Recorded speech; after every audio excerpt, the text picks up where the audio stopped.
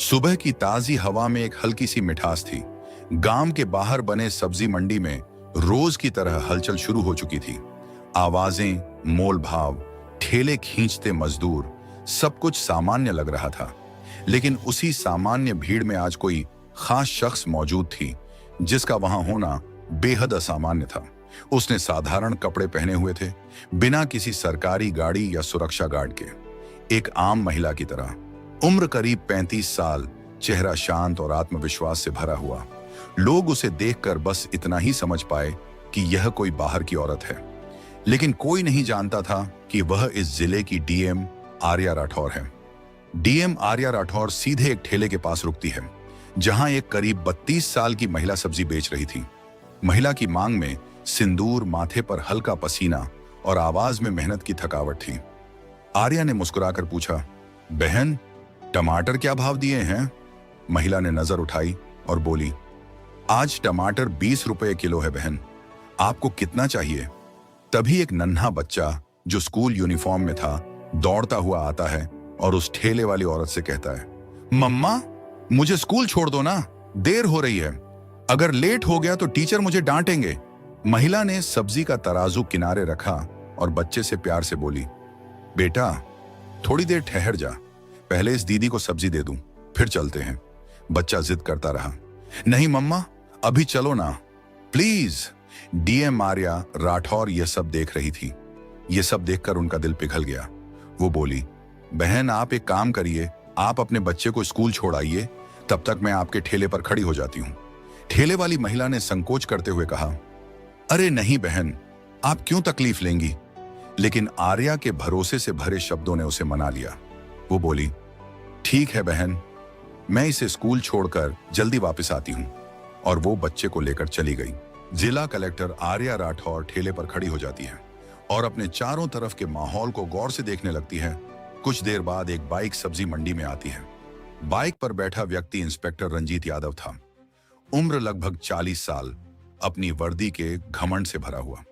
Inspector Ranjit Yadav सीधा DM Arya के ठेले के पास रुकता है और तेज आवाज में बोलता है, तू कब से यहां सब्जियां बेचने लगी?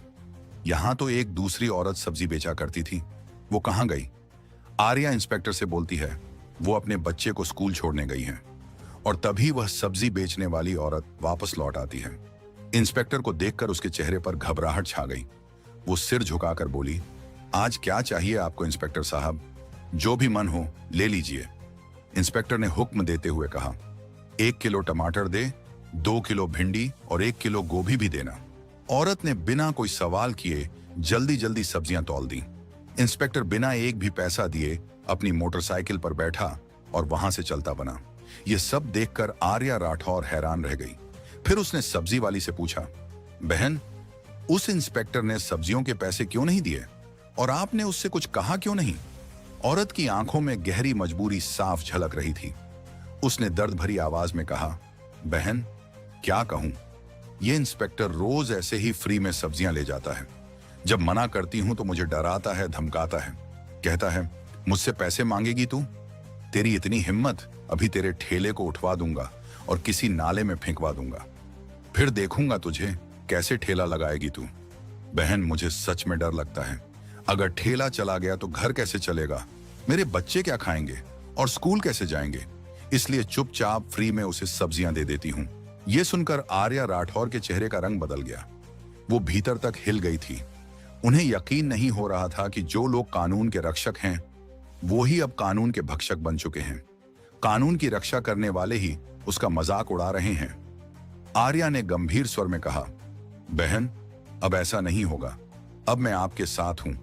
आपको इंसाफ दिलाना मेरा फर्ज है। एक काम कीजिए, मेरा नंबर ले लीजिए। कल जब आप सब्जी का ठेला लगाएंगी, आप मुझे कॉल करना, मैं आ जाऊंगी। और कल आप नहीं बल्कि मैं ठेले पर रहूंगी। मैं खुद देखूंगी कि वह इंस्पेक्टर पैसे देता है या नहीं, और अगर नहीं देता तो मैं उसके खिलाफ कानूनी कार्यवाही करूंगी। उसे कानून की असली ताकत दिखाकर रहूंगी। सब्जी वाली औरत की आंखों में थोड़ी उम्मीद जगी। अगली सुबह जिला कलेक्टर आर्या राठौर ने गांव की एक साधारण औरत का रूप धारण किया और वो सब्जी वाली औरत के ठेले पर आकर खड़ी हो गई। ठेले पर ढेर सारी सब्जियां तरीके से सजाई गई थीं। आलू, टमाटर, मिर्च, भिंडी, गोभी, गाजर, सब कुछ। आर्या ने चारों ओर देखा। माहौल सामान्य लग रहा था। कुछ ही देर बीती थी कि वही इंस्पेक्टर रंजीत यादव अपनी मोटरसाइकिल पर वहां आ जाता है। उसने बाइक सीधे ठेले के पास रोक दी और घूरते हुए बोला, क्या बात है, आज फिर तुम यहीं? वैसे तुम उस औरत की क्या लगती हो? कल भी तुम यहीं खड़ी थी और आज भी। आर्या ने धीरे से कहा, मैं उसकी बहन हूं। आज उसे घर पर कुछ जरूरी काम था, इसलिए मैंने कहा कि ठेले पर मैं बैठ जाऊंगी। इंस्पेक्टर ने एक गंदी मुस्कान के साथ कहा, ओह, तो तू उसकी बहन है, मगर तू तो उससे भी ज्यादा खूबसूरत है। तू बहुत प्यारी लग रही है आज। फिर उसने बेहुदा लहजे में कहा, वैसे छोड़ो ये सब, मुझे 1 किलो गाजर चाहिए, साथ में थोड़ा धनिया और मिर्च भी देना। आर्या ने कुछ नहीं कहा, चुपचाप सब्जियां तौलकर उसके हाथ में दे दी। जैसे ही इंस्पेक्टर सब्जियां लेकर जाने को हुआ, आर्या ने तेज और सख्त आवाज में कहा, रुकिए इंस्पेक्टर साहब, आपने अभी तक सब्जियों के पैसे नहीं दिए। सब्जियों के पैसे दीजिए, ऐसे नहीं चलेगा। इंस्पेक्टर झुंझला गया, गुस्से से पलटा और बोला, कौन से पैसे? मैं तो रोज फ्री में लेता हूं। अपनी बहन से पूछ लेना, वो तो कुछ नहीं कहती। और तुम ज्यादा जुबान मत चलाओ मेरे सामने। वो फिर जाने को मुड़ा, लेकिन आर्या की आवाज अब और तेज हो चुकी थी। आप मेरी बहन से चाहे जैसे लेते हो, लेकिन मुझसे नहीं। सब्जियों के पैसे देने होंगे। हमें भी पैसे खर्च करके ही ये सब्जियां लानी पड़ती हैं, और अगर हम एक दिन भी सब्जी ना बेचें तो हमारे घर का चूल्हा नहीं जलता। आप जैसे लोग फ्री में सब्जी लेकर हमारे पेट पर लात मारते हैं। इंस्पेक्टर साहब। इतना सुनते ही इंस्पेक्टर रंजीत यादव के गुस्से का पारा चढ़ गया। उसकी आंखें गुस्से से लाल हो गईं। बिना कुछ सोचे समझे उसने गुस्से में आकर एक जोरदार थप्पड़ आर्या राठौर के गाल पर जड़ दिया। थप्पड़ इतना तेज था कि आर्या एक कदम पीछे लड़खड़ा गई। आंखों में आंसू भर आए, लेकिन उसने खुद को संभाल लिया। उसके चेहरे पर दर्द था, पर उससे कहीं ज्यादा आत्मसम्मान की चोट थी। अब चुप रहने का समय नहीं था। कांपती लेकिन दृढ़ आवाज में आर्या बोली, आपने एक महिला पर हाथ उठाकर बहुत बड़ी गलती की है। इसका अंजाम भुगतना पड़ेगा आपको। अब इंस्पेक्टर का गुस्सा और बढ़ गया। उसने चिल्लाकर कहा, तू मुझे सिखाएगी? तेरी इतनी औकात? गुस्से में बेकाबू होकर उसने आर्या के बाल खींच ली। आर्या दर्द से कराह उठी, लेकिन उसने किसी तरह अपने बाल छुड़ाए। उसकी सांसें तेज हो गई थीं, लेकिन हिम्मत नहीं टूटी। कड़क आवाज में वो बोली, ये सब बहुत गलत हो रहा है। मैं तुम्हारे खिलाफ रिपोर्ट करवाऊंगी। तुम्हें सब्जियों के पैसे देने ही होंगे। पर इंस्पेक्टर तो अपनी वर्दी और रुतबे के नशे में चूर था। हंसता हुआ बोला, रिपोर्ट? तेरी इतनी औकात है? तू एक मामूली सब्जी बेचने वाली और मैं थाने का इंस्पेक्टर? मैं तुझे यहीं खड़े खड़े खरीद सकता हूं। ज्यादा जुबान चलाई तो उल्टा तुझे ही जेल में डाल दूंगा। इतना कहकर इंस्पेक्टर ने मोटरसाइकिल स्टार्ट की और वहां से चला गया। आर्या वहीं ठेली के पास खड़ी थी। उसके अंदर का गुस्सा फटने को तैयार था, लेकिन उसने अभी तक अपने आप को संभाले रखा था। कुछ पल ठेले के पास चुपचाप बैठने के बाद आर्या राठौर ने अपनी जेब से फोन निकाला और सब्जी वाली औरत को कॉल किया। धीरे से बोली, बहन, अब तुम ठेले पर आ जाओ। इस इंस्पेक्टर को अब मैं दिखाऊंगी कि कानून की पावर क्या होती है। जैसे ही सब्जी वाली वहां पहुंची, आर्या वहां से निकल गई। फिर वो सीधे अपने घर लौटी। साधारण साड़ी उतारकर अब उसने दूसरे कपड़े पहन लिए थे। चेहरे से थकान तो झलक रही थी, लेकिन आंखों में इंसाफ की आग जल रही थी। दोस्तों, इस कहानी को आधे में छोड़कर मत जाइएगा, क्योंकि अब आगे इस कहानी का क्लाइमैक्स आने वाला है, जो बहुत ही रोचक है। इसलिए कहानी में लास्ट तक जरूर बने रहिएगा। अब आर्या राठौर किसी डीएम की तरह नहीं, बल्कि एक आम महिला की तरह थाने पहुंची, जिसकी पहचान किसी को नहीं थी। थाने के अंदर कदम रखते ही उसने देखा इंस्पेक्टर रंजीत यादव वहां नहीं था। सिर्फ एक हवलदार डेस्क पर बैठा चाय पी रहा था। आर्या उसके पास पहुंची और सीधी बात कही, मुझे रिपोर्ट दर्ज करानी है। इंस्पेक्टर रंजीत यादव कहाँ हैं और एसएचओ साहब से मिलना है। हवलदार ने जवाब दिया, इंस्पेक्टर साहब कुछ काम से घर गए हैं और एसएचओ साहब फील्ड विजिट पर निकले हैं। आप चाहें तो कुछ देर बैठ जाइए, वह थोड़ी देर में आने वाले होंगे। आर्या चुपचाप एक कोने में पड़ी बेंच पर बैठ गई।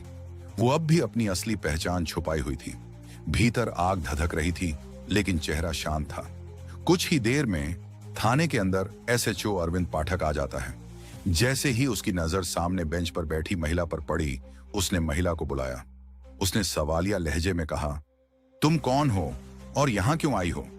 आर्या ने उसी शांत स्वर में जवाब दिया, साहब, मुझे रिपोर्ट दर्ज करवानी है। अरविंद पाठक ने कहा, अच्छा, मेरे केबिन में चलो। केबिन में पहुंचने के बाद अरविंद पाठक ने कहा, तो आपको रिपोर्ट लिखवानी है, लेकिन रिपोर्ट लिखवाने से पहले आपको खर्चा पानी देना होगा। यहां रिपोर्ट दर्ज कराने के 5,000 रुपए लगते हैं। लाए हो तो निकालो फटाफट, फिर लिखवाते हैं तुम्हारी शिकायत। आर्या का चेहरा सख्त हो गया, गंभीर स्वर में बोली, किस बात का पैसा? रिपोर्ट लिखवाने के लिए तो कोई पैसा नहीं लगता। ये तो आप सरासर रिश्वत मांग रहे हैं। एसएचओ अरविंद पाठक ने कहा, अरे तुम्हें किसने कहा कि सब कुछ मुफ्त होता है? यहां जो भी आता है खुद अपनी मर्जी से पैसे देकर जाता है, और अगर नहीं देगा तो उसकी रिपोर्ट भी नहीं लिखी जाएगी। अब आगे तुम्हारी मर्जी है, रिपोर्ट लिखवानी है तो पैसे तो देने ही पड़ेंगे। आर्या ने गहरी सांस ली, फिर बिना कुछ कहे जेब से 5,000 निकालकर एसएचओ के सामने रख दिए और बोली, लीजिए, अब रिपोर्ट लिखिए। पैसे लेते ही एसएचओ ने पूछा, बताओ किसके खिलाफ रिपोर्ट करनी है? आर्या का चेहरा अब सख्त था। उसने साफ लहजे में कहा, इंस्पेक्टर रंजीत यादव के खिलाफ। उन्होंने एक सब्जी बेचने वाली महिला से बदतमीजी की। उसके ठेले से रोज बिना पैसे दिए सब्जियां उठाकर ले जाते हैं, और जब वह औरत पैसे मांगती है तो उसे ठेला हटवाने की धमकी देते हैं। और जब मैंने इसका विरोध किया तो उसने मुझ पर हाथ उठाया। मैं इस पर सख्त कानूनी कार्रवाई चाहती हूं। एसएचओ अरविंद पाठक का चेहरा एकदम पीला पड़ गया। उसके होंठ सूख गए, आंखों में घबराहट सी ही गई। उसने अटकते हुए बोला, वाह, वो तो हमारे थाने के सीनियर इंस्पेक्टर हैं, और वैसे भी अगर कोई फ्री में सामान दे दे तो उसमें गलत क्या है? हम पुलिस वाले हैं, थोड़ा बहुत तो चलता है। आर्या अब सब समझ चुकी थी। यह सिस्टम भीतर से ही सड़ चुका है। यह वर्दी अब सुरक्षा की नहीं, बल्कि गरीब मजबूर लोगों को परेशान करने का औजार बन चुकी थी। उसने कुछ नहीं कहा, बस चुपचाप थाने से बाहर निकल गई। लेकिन उसकी आंखों में अब एक अलग चमक थी, जैसे कोई तूफान आने वाले हैं। अगले दिन सुबह डीएम आर्या राठौर अपने असली रूप में आ चुकी थी। एक हल्के गुलाबी रंग की साड़ी पहने गवर्नमेंट व्हीकल से सीधे उसी थाने में जाने के लिए निकल पड़ी। उनके साथ उनका सरकारी काफिला और उनके सुरक्षाकर्मी भी थे। जैसे ही DM Arya Rathore police station पहुंची, अंदर खलबली मच गई। जो स्टाफ उन्हें कल तक एक आम औरत समझ रहा था, आज उन्हें देख पहचान ही नहीं पाया।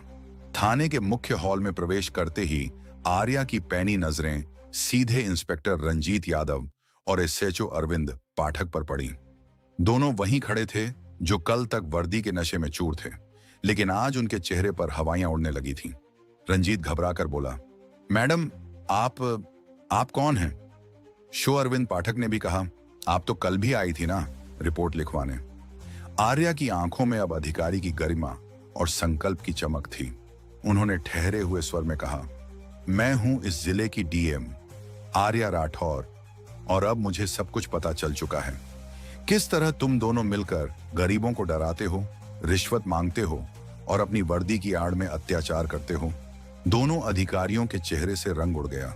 घबराकर अरविंद पाठक बोला, मैडम, अगर आप सच में डीएम हैं तो कृपया हमें अपना सरकारी आईडी दिखाइए। आर्या ने शांति से अपने बैग से सरकारी आईडी निकाला और दोनों के सामने रख दिया। आईडी देखकर दोनों के हाथ कांपने लगे। अरविंद ने तुरंत हाथ जोड़ लिए। माफ कीजिए मैडम, हमसे बहुत बड़ी गलती हो गई। हमें नहीं पता था कि आप डीएम हैं। इंस्पेक्टर रंजीत यादव भी शर्म से सिर झुकाए खड़ा था। मैडम जी, हमें माफ कर दीजिए, हमसे बहुत बड़ी गलती हो गई। आगे से ऐसा कभी नहीं होगा। लेकिन आर्या अब पूरी सख्ती में थी। उन्होंने ठोस स्वर में कहा, गलती नहीं, यह अपराध है, और अब तुम दोनों को इसकी सजा जरूर मिलेगी। आज से, अभी से तुम दोनों को सस्पेंड किया जाता है और एक विभागीय जांच का आदेश भी दिया जा रहा है। इस थाने में अब ना ही गरीबों का शोषण होगा और ना ही वर्दी की आड़ में कोई अत्याचार। उन्होंने वहां खड़े उच्च अधिकारियों को आदेश दिया, इन दोनों को तुरंत प्रभाव से निलंबित कर दिया जाए, और इसकी रिपोर्ट मुझे आज शाम तक चाहिए। थाना अब सन्नाटे में डूब गया। आज वहां पहली बार इंसाफ की गूंज सुनाई दी थी। डीएम आर्या राठौर ने एक लंबी सांस ली। उनका चेहरा अब कठोर था, लेकिन आंखों में हल्का सा दर्द और जिम्मेदारी की झलक थी। उन्होंने दोनों अधिकारियों की ओर देखा और गंभीर स्वर में बोली, तुम दोनों माफी के लायक नहीं हो। तुम दोनों ने जो किया वो सिर्फ एक जिम्मेदार अधिकारी नहीं, बल्कि एक अपराधी करता है। अगर मैं आज तुम्हें माफ कर दूंगी तो शायद कल तुम फिर किसी गरीब की आवाज दबाओगे, फिर किसी मजबूर आदमी पर जुल्म करोगे। इतना कहकर डीएम आर्या राठौर वहां से जाने लगी। तभी पीछे से दोनों अधिकारी, इंस्पेक्टर रंजीत यादव और एसएचओ अरविंद पाठक, जमीन पर घुटनों के बल गिर गए। उनके चेहरे पर शर्म, पछतावा और भय का मेल साफ झलक रहा था। मैडम, आप बिल्कुल सही कह रही हैं। अरविंद पाठक की आवाज कांप रही थी। हम सच में माफी के लायक नहीं हैं, लेकिन बस एक मौका दीजिए। हम सब कुछ बदल देंगे, गरीबों को इज्जत देंगे, रिश्वत नहीं लेंगे और कानून का सच में पालन करेंगे। रंजीत यादव भी सिर झुकाकर बोला, हमें माफ कर दीजिए मैडम। अगर हमसे आगे गलती हुई तो आप हमें सस्पेंड मत कीजिएगा, बल्कि हमें सीधे जेल भेज दीजिएगा। आर्या कुछ पल चुप रहीं। उनकी आंखें इन दो अफसरों के चेहरे पर टिकी थीं। कहीं ना कहीं डीएम आर्या को उनके चेहरे पर पछतावे की झलक दिखाई दी। उन्होंने गहरी सांस लेते हुए कहा, ठीक है, मैं तुम्हें एक आखिरी मौका देती हूं, लेकिन याद रखना, ये मेरी तरफ से पहली और आखिरी चेतावनी है। अगर एक बार भी किसी गरीब की आवाज मुंह तक पहुंची, अगर फिर किसी ने कहा कि इस थाने में अन्याय हुआ है, तो अगली बार माफी नहीं मिलेगी, सीधे जेल होगी। दोनों अफसर सिर झुकाए खड़े रहे। उनके चेहरे पर आत्मग्लानि थी और शायद भीतर से कुछ बदल चुका था। जाते जाते आर्या ने पूरे थाने पर एक नजर डाली। वहां मौजूद हर पुलिसकर्मी उनकी बात सुन रहा था। फिर उन्होंने दृढ़ स्वर में कहा, पुलिस की वर्दी लोगों को डराने के लिए नहीं, बल्कि उनकी सुरक्षा के लिए होती है, उन्हें भरोसा देने के लिए होती है। जब तक वर्दी पहनने वाले खुद इज्जत देना नहीं सीखेंगे, तब तक ये वर्दी भी इज्जत के काबिल नहीं मानी जाएगी। इसके बाद डीएम आर्या राठौर थाने से बाहर निकल गईं। पीछे सिर्फ सन्नाटा रह गया, लेकिन वो खामोशी किसी डर की नहीं, आत्मविश्लेषण की थी। उस दिन के बाद थाना जैसे सच में बदल गया। अब कोई रिश्वत नहीं मांगता था, हर फरियादी को बराबरी से सुना जाता था। गरीबों की एफआईआर बिना पैसे के दर्ज होती थी। बाजार, गलियों और चौराहों पर अब पुलिस लोगों की मदद करती दिखती थी, लोगों में डर नहीं फैलाती थी। वही सब्जी वाली औरत जो कभी सहमी हुई रहती थी, अब अपने ठेले पर मुस्कुराकर खड़ी होती थी, क्योंकि उसे अब किसी से डरने की जरूरत नहीं थी। इस कहानी से हमें यह सीख मिलती है कि पद और रुतबा सिर्फ दिखावे की चीज नहीं, बल्कि एक बड़ी जिम्मेदारी होती है। जब कोई अधिकारी अपने ओहदे का इस्तेमाल गरीबों और मजबूरों की मदद के लिए करता है, तभी समाज में असली बदलाव आता है। अन्याय के खिलाफ खड़े होना कभी आसान नहीं होता, लेकिन एक सच्चा लीडर वही होता है जो डर के आगे हिम्मत दिखाए। और सबसे जरूरी बात, वर्दी का डर नहीं, भरोसा होना चाहिए लोगों के दिलों में। दोस्तों, इस कहानी को सुनाने का उद्देश्य किसी को परेशान करना या किसी की भावनाओं को ठेस पहुंचाना बिल्कुल नहीं है। हमारा मकसद ना ही किसी जाति, धर्म, समुदाय या पेशे को गलत दिखाना है। इस कहानी का इकलौता उद्देश्य है आपको जागरूक और सचेत करना।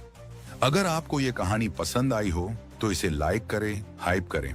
और अगर आप चाहते हैं कि गरीबों की आवाज दबे नहीं, बल्कि और लोगों तक पहुंचे, तो इस कहानी को ज्यादा से ज्यादा शेयर करें। आपका एक शेयर किसी की चुप आवाज को एक बुलंद सच्चाई बना सकता है। आवाज उठाइए।